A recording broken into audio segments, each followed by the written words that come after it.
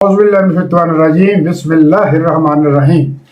दोस्तों, मैं हूं आपका होस्ट नजीर अहमद संधू नए वीडियो के साथ। सुप्रीम कोर्ट में आज मखसूस नशिस्तों का केस जो है वो कंक्लूड हो जाना चाहिए था, मगर काजी साहब ने 4 दिन का वक्फा ले लिया, उसे और 4 दिन आगे बढ़ा दिया। क्यों? कुछ जजेस के सवालात से कंफ्यूजन क्रिएट हो गई थी और काजी साहब को लगा कि वो स्क्रिप्ट से हट कर अदाकारी कर रहे हैं, लिहाजा उन्हें दोबारा मैनेज करने के लिए स्क्रिप्ट की हद तक 4 दिन का टाइम जो है गेन किया गया, बाय किया। इन 4 दिनों में गाजरों की बारिश भी होगी और डंडे भी दिखाए जाएंगे।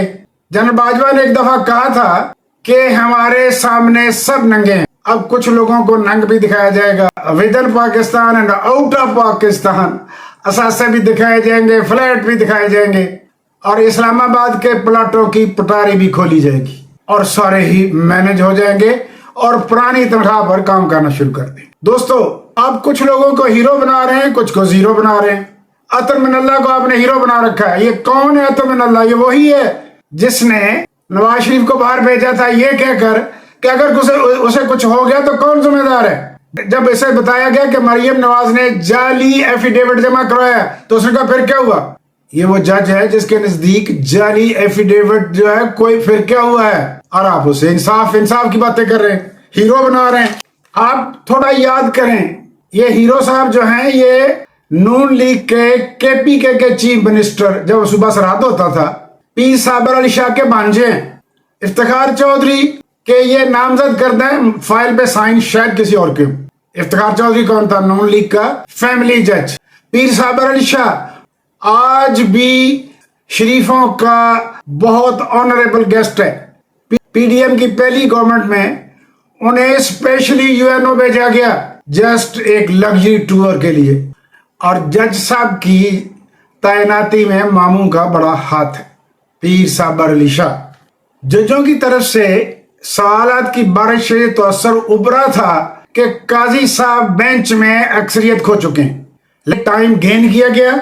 सवालात करने वाले जो हैं वो फजलुर रहमान की तरह हैं। इस तरह फजलुर रहमान आजकल अपोजिशन में खड़ा होकर तहरीक इंसाफ के हक में बयान देकर अपना वजन बढ़ा रहा है, इसी तरह इन्होंने भी अपना वजन बढ़ाया सवालात करके। हिस्सा बकदरे जुस्सा मिल गया तो मैं फिर कहूंगा उसी तनख्वाह पे सारे काम करना शुरू कर देंगे और फैसला वही आएगा जो स्क्रिप्टेड है, जो ट्राउट ने अनाउंस कर रखा है।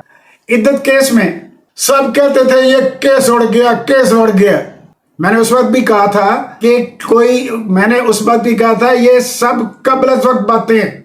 जब सेशन जज सब अच्छी तरह मैनेज ना हो सके तो मोनिका ने आके अदाकारी की, रोने की, मगर इससे पहले जज साहब को डरा दिया गया था। उन्होंने आते ही दरखास्त उठाई और मालूम था कि किधर जाएगी, यानी इस्लामाबाद के चीफ जस्टिस के पास जाएगी, ये तो सबको पता था। और उन्होंने अपनी पसंद का एक एडिशनल सेशन जज अपॉइंट कर दिया और उन्हें फैसला सुना दिया।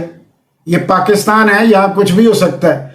जिस जज ने केस सुना उसने फैसला नहीं सुनाया और जिसने केस सुना ही नहीं उसने फैसला सुना दिया। है ना हैरत कदा? दोस्तों, सुप्रीम कोर्ट आइन की कस्टोडियन है, यानी मुहाफिज है, मगर जस्टिस मुनीर से लेके जस्टिस काजी तक सब आइन के साथ फुटबॉल की तरह खेल रहे हैं, किकें लगा रहे हैं, मगर कहलाते फिर भी जस्टिस हैं। मैं इंसाफियों से कहता हूं, न किसी को जीरो बनाओ न किसी को हीरो बनाओ, ये सब जीरो हैं और जिस दिन फैसला आएगा तो अनु लग पता जाएगा। रही खान साहब की बात, तो बाहर तब आएंगे जब आप बाहर निकलेंगे। मैं बारहा कह रहा हूं, मैं बारहा कह चुका हूं, खान के खिलाफ केसेस सियासी हैं, कानूनी नहीं है।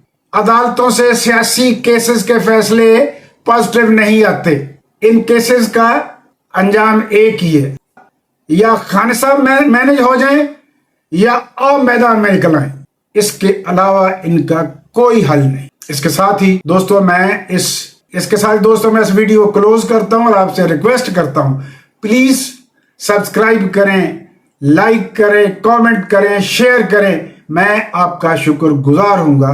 थैंक्स।